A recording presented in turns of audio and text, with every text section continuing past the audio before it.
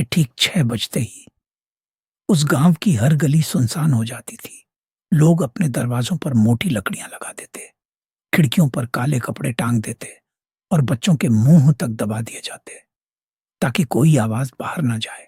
क्योंकि उस गांव में रात होते ही कुछ निकलता था, कुछ ऐसा जिसके नाम लेने तक से लोग कांपने लगते थे। एक जिन्न, ऐसा जिन्न जिसने पूरे गांव को डर में जीने पर मजबूर कर दिया था। शाम 6 बजे से सुबह 4 बजे तक अगर कोई इंसान घर से बाहर रह जाता तो अगली सुबह उसकी लाश मिलती। और सबसे डरावनी बात, उसकी मौत कभी सामान्य नहीं होती थी। किसी की आंखें बाहर निकली होती, किसी का शरीर आधा खाया हुआ मिलता और कई लोगों की जुबान गायब होती थी। हर रात गांव वाले अपने घरों में बंद होकर सिर्फ एक चीज सुनते थे, जानवरों की दर्दनाक चीखें। कभी कुत्ते रोते, कभी गायें पागलों की तरह चिल्लाती और कभी ऐसा लगता जैसे कोई बहुत बड़ा जानवर गांव की गलियों में दौड़ रहा हो।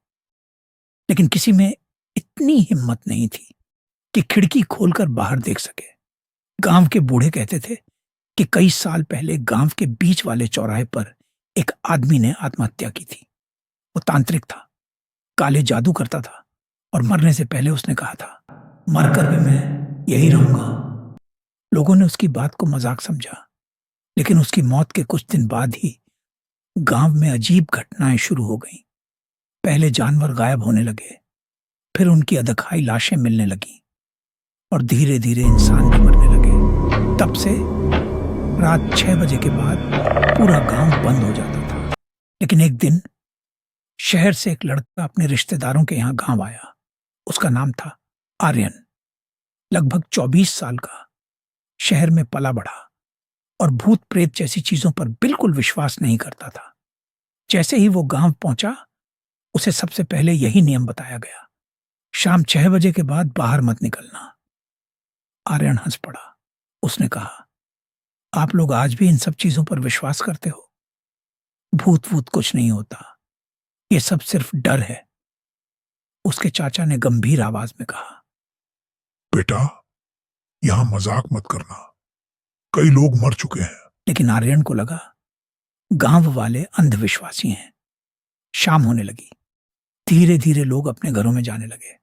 दुकानें बंद, गलियां खाली और पूरे गांव पर एक अजीब सा सन्नाटा छा गया। आर्यन छत पर खड़ा ये सब देख रहा था। उसे ये सब बहुत अजीब लग रहा था। रात के ठीक 6 बजे मस्जिद की अजान खत्म हुई और उसी पल पूरा गांव ऐसा शांत हो गया जैसे वहां कोई रहता ही ना हो। फिर कुछ देर बाद बाहर से कुत्तों के रोने की आवाजें आने लगी, एक साथ दर्जनों कुत्ते।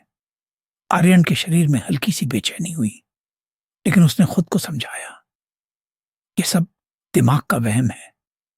रात करीब 11 बजे खाना खाने के बाद उसे सिगरेट पीने की तलब लगी। घर में सब सो चुके थे। वो धीरे से उठा, अपनी बाइक की चाबी ली और बिना आवाज किए बाहर निकल गया। गांव की सड़कें पूरी तरह खाली थीं, सिर्फ उसकी बाइक की आवाज गूंज रही थी। वो गांव से बाहर मेन रोड की एक छोटी सी टपरी पर गया, सिगरेट पी और करीब आधे घंटे बाद वापस लौटने लगा।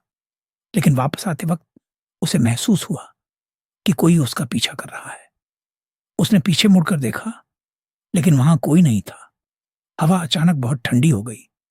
उसकी बाइक अपने आप धीमी पड़ने लगी और तभी जैसे ही वो गांव के बीच वाले चौराहे पर पहुंचा, उसकी बाइक बंद हो गई। आर्यन ने कई बार स्टार्ट करने की कोशिश की, लेकिन बाइक स्टार्ट नहीं हुई।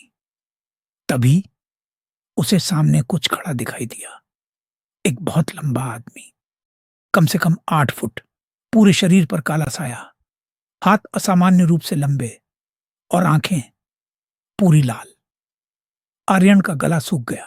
वो डर के मारे पीछे हटने लगा, लेकिन वो चीज धीरे धीरे उसकी तरफ आने लगी। जैसे जैसे वो करीब आ रही थी, वैसे वैसे आसपास के सारे कुत्ते जोर जोर से रोने लगे। आर्यन ने कांपती आवाज में पूछा, कौन है तू? लेकिन सामने से सिर्फ भारी सांसों की आवाज आई। फिर उस जिन्न ने बेहद डरावनी आवाज में कहा, मेरे लिए मीठा लाया है? आर्यन कुछ समझ नहीं पाया। उसने डर के मारे कुछ नहीं कहा। जिन्न फिर बोला। मीठा है। अब आर्यन जोर से चिल्लाने लगा, लेकिन अगले ही पल वो जिन्न बिजली की रफ्तार से उसके सामने पहुंचा और उसने आर्यन की जुबान पकड़ ली। आर्यन दर्द से तड़प उठा। उसने खुद को छुड़ाने की कोशिश की, लेकिन उस जिन्न की ताकत इंसानों जैसी नहीं थी। एक जोरदार झटके के साथ उसने आर्यन की पूरी जुबान बाहर खींच दी। जुबान जमीन पर गिर गई और उसके मुंह से खून फव्वारे की तरह निकलने लगा। आर्यन सड़क पर गिरकर तड़पने लगा, लेकिन वो जिन्न नहीं रुका। उसने आर्यन को बेरहमी से मार डाला। उस रात पूरा गांव उसकी चीखें सुनता रहा, लेकिन कोई बाहर नहीं निकला। सुबह जब लोग चौराहे पर पहुंचे तो वहां का नजारा देखकर सबके होश उड़ गए। पूरा चौराहा खून से लाल था। बीच सड़क पर एक लंबी इंसानी जुबान पड़ी थी और थोड़ी दूर आर्यन की लाश। उसकी आंखें खुली थीं, जैसे मरने से पहले उसने कुछ ऐसा देखा हो जो इंसानों को नहीं देखना चाहिए। जैसे ही उसके परिवार को पता चला, घर में मातम छा गया। उसकी मां बेहोश हो गई और उसी दोपहर पूरा परिवार गांव छोड़कर चला गया। लेकिन सबसे डरावनी बात अब शुरू हुई थी, क्योंकि उस जिन्न ने आज तक कभी इंसानों को नहीं मारा था। वो सिर्फ जानवरों का शिकार करता था, लेकिन अब उसे इंसानी खून का स्वाद लग चुका था।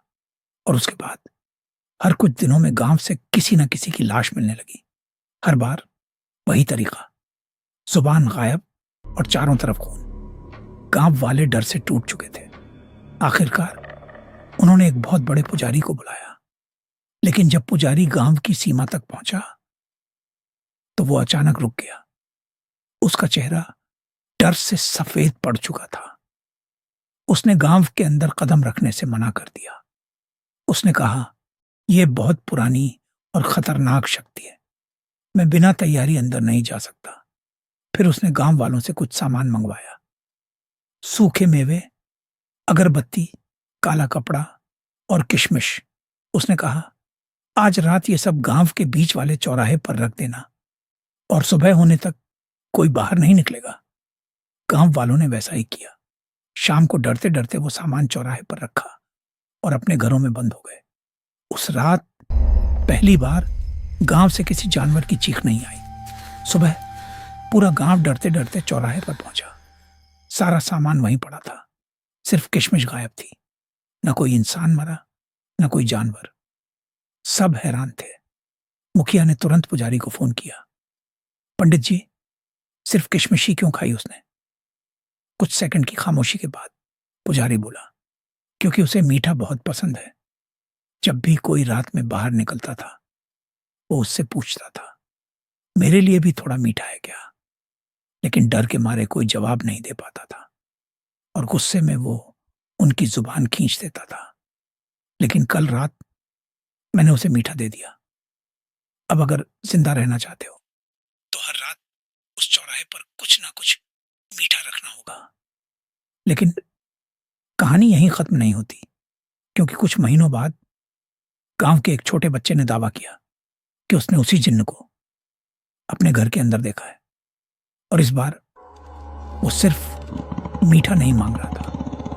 अगर आप चाहते हो चौराहे का जिन्न पार्ट 2, तो इस वीडियो पर 50,000 लाइक्स और 1 लाख सब्सक्राइबर्स पूरे करा दो, क्योंकि पार्ट 2 में पता चलेगा आखिर वो जिन्न था कौन और वो उस गांव में आया कैसे।